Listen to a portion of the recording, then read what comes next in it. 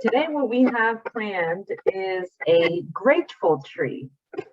And I will explain a little bit more what that looks like. But first, I'm going to go ahead. My screen is really bright here. But I'm going to just go ahead and show you what it might end up looking like. So I have some tree branches.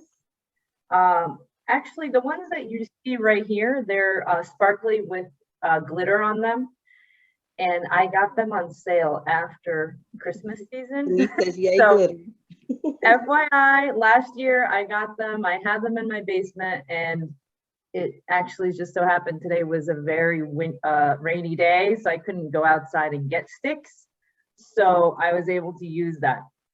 But just want to make you aware that you could definitely find fallen branches and you know, on a walk or even like at a playground or a park, and gather them up, and you don't even need to add glitter to them. That's just like an extra thing.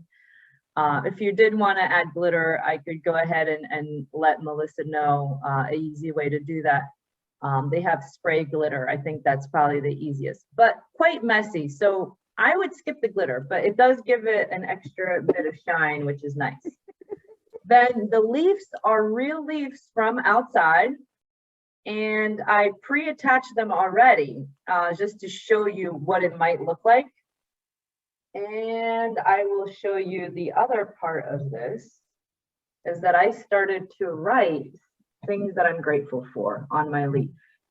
So here I have our children. On some of them I have other things, our home, family.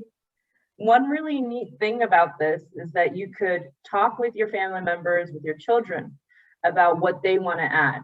And it could be personalized to each family. So some of you might end up adding like everyone's name in your family as a way to symbolize each person in the family. You could go anywhere you want with this. You could think about the different types of leaves and the sizes. So you could have parents, grandparents, maybe be a larger leaf, children to be a smaller leaf. So definitely there's many different ways you could go about it. I'm just going to show you some basic like helpful hints on how to get this project done. So I'm going to go ahead and just share my screen this way for just a sec. Oh, it's up to me. While you're doing that, Deb, someone asked, how long will the live leaves last if you use live leaves or real? Oh, like, so I will share that all the leaves that I gathered, like all these leaves that you're going to see right here. This is just a leaf rubbing. I'll explain that in a minute, but all these leaves just fell from a tree. They're not live, meaning like they're not green.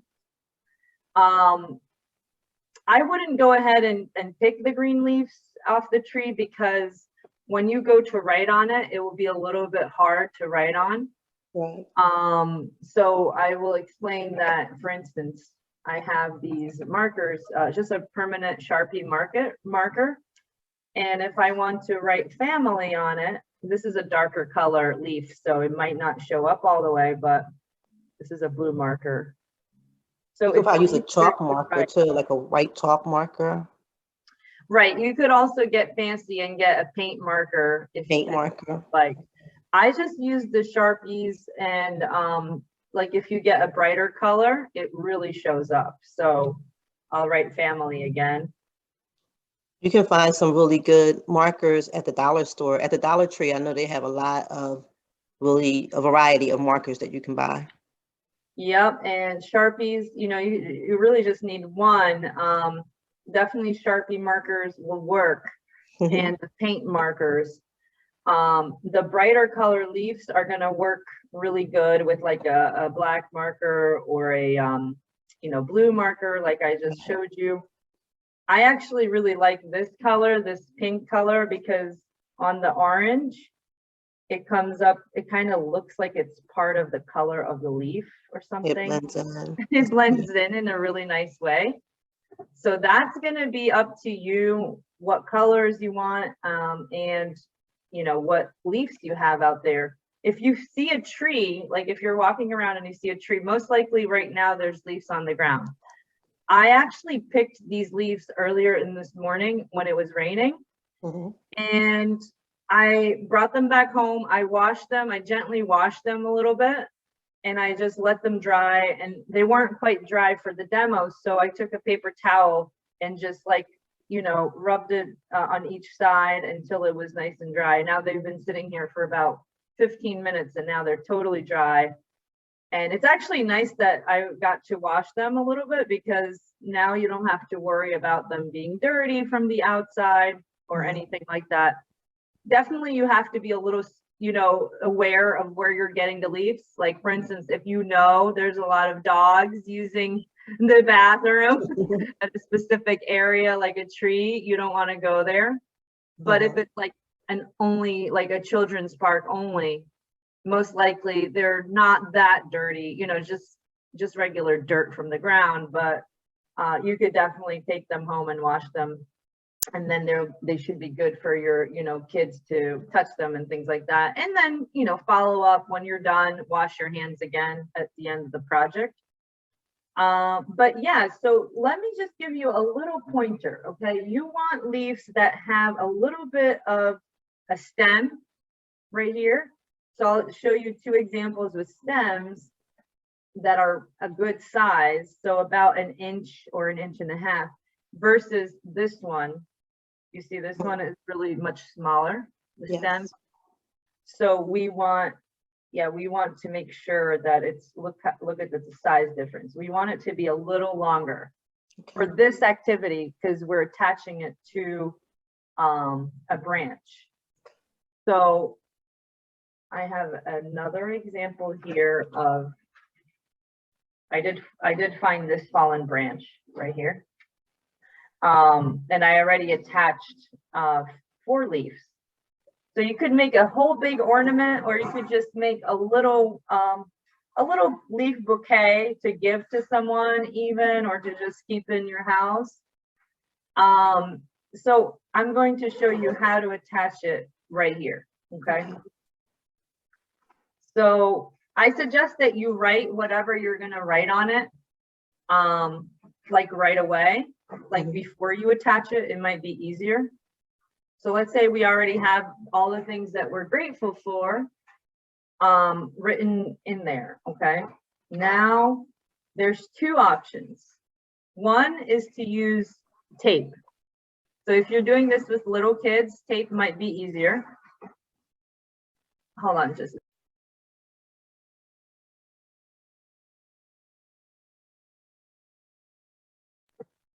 So tape might be much easier to work with. So I'll show you that example.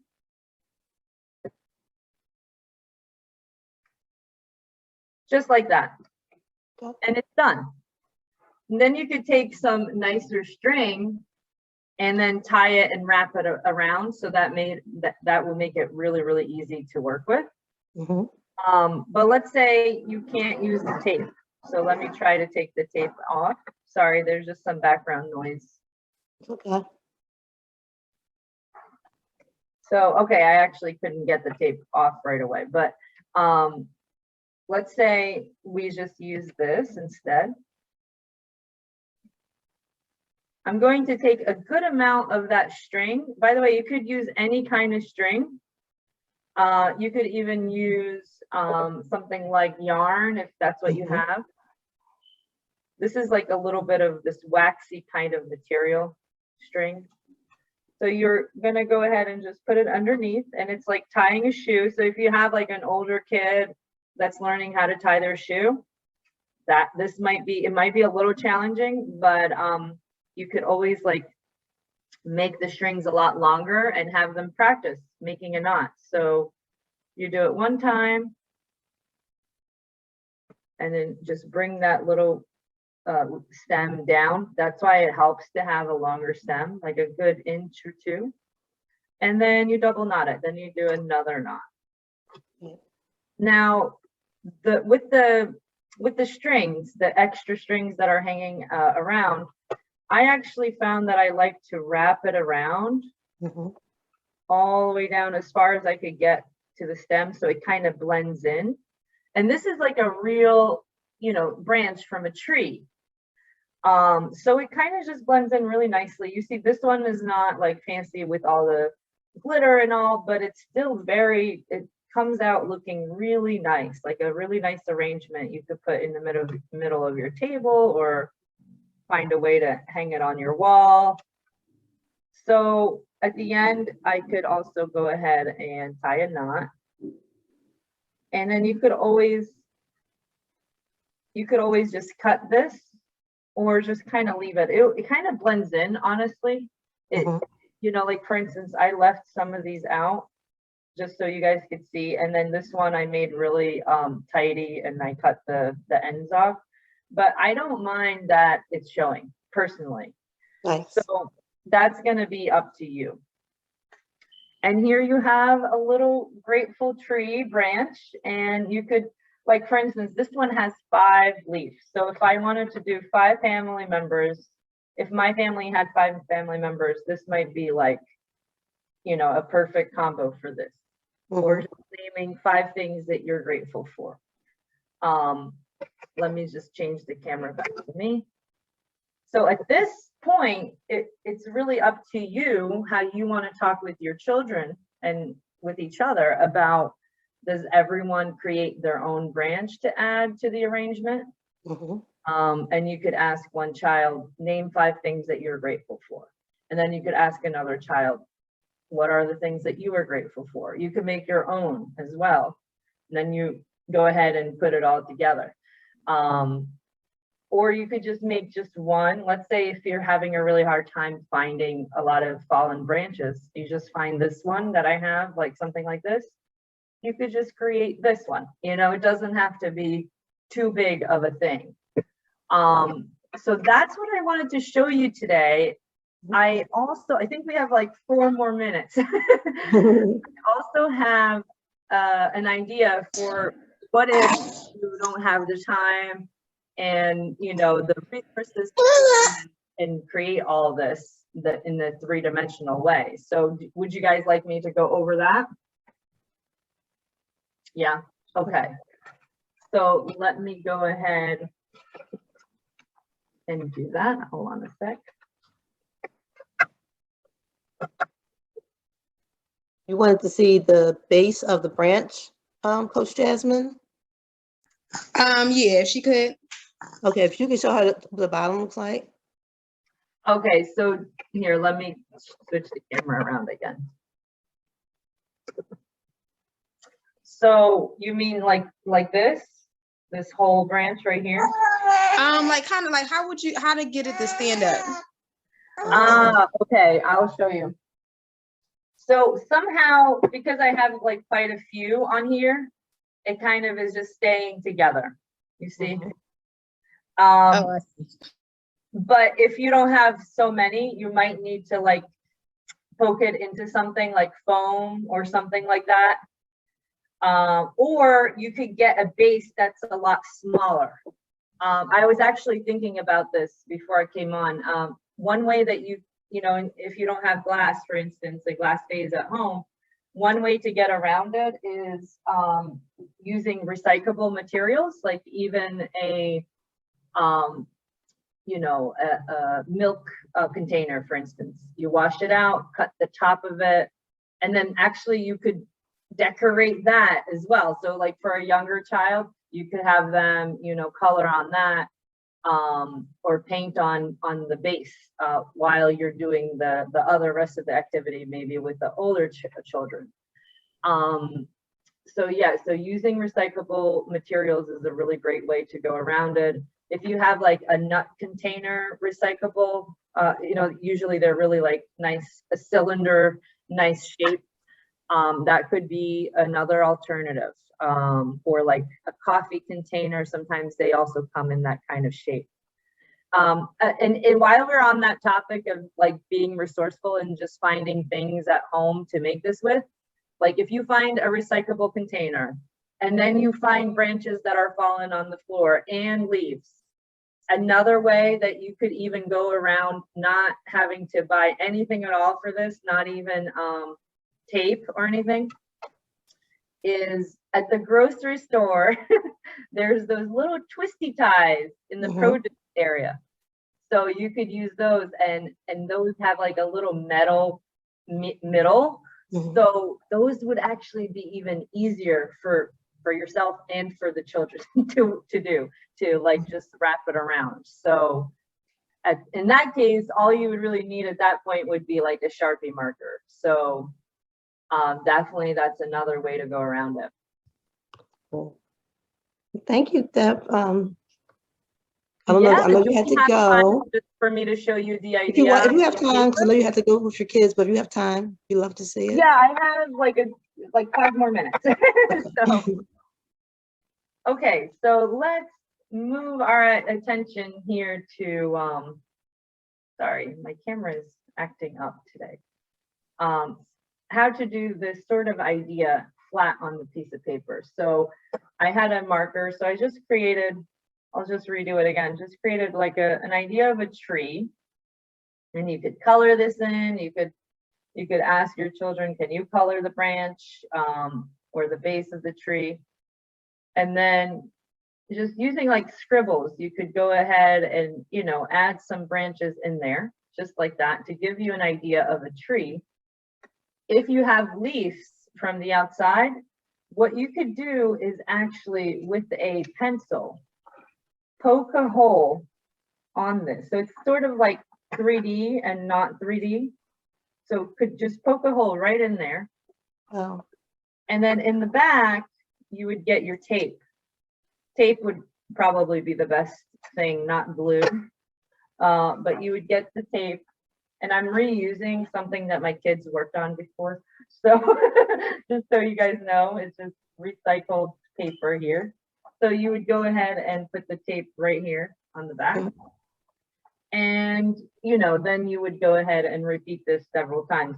Actually, this is a really good idea to make it, if you have like smaller stems. And it's just, yeah, just figuring out where you want to put the hole, and then taking a sharp pencil that works just fine, and just poking a hole right there, and then attaching that on there. So you see this one already has family. It could go off the page, you could add as many as you want. mhm. When you're done, it's up to you. You could recolor some sections to make it, you know, darker in some areas or more pronounced, like the branch. If you have a larger piece of paper, you can frame it. You can make Yeah, it. I mean, yeah, you could definitely frame it. Or even that The size. other idea that I was going to share is just creating a leaf print as well. If you wanted to, you know, to have the little ones be busy, you know, they could easily just, you take a leaf, and by the way, to do a leaf rubbing, you want to take, this is the front of the leaf right here, but you want to actually turn it around so it's like more veiny. If you Mhm. don't do this part, it's okay, but this is a little more veiny, so you would put that underneath. You would take a pencil, a coloring pencil, or a Crayon. works really well. Mhm. And you would just go ahead back and forth till you get the imprint of the whole leaf. That's cool. This is a really fun activity. It is a little challenging for little ones to do. Like, I would say it's easier for a 6-year-old, five or 6-year-old and up. Believe it or not, you have to press quite hard, and for the little ones, it's hard for them to know when the leaf shape ends and where it begins. So it might be like an activity that you do like hand on hand. You hold their hand and you do it alongside them. So, but it is really fun. Even for adults, I think this is a fun thing to do. Yes. Yeah, once you have your shape, you could outline it a little bit better to see where it is, and then you could go ahead and use your scissors and cut it all out. Beautiful. So this shape is much more complicated than something like this. So this might be easier for a smaller kiddo to cut this, you know, kind of leaf. So yeah, you have many opportunities, possibilities, and using things that you have at home, things that you have outside, recyclables, all of the above.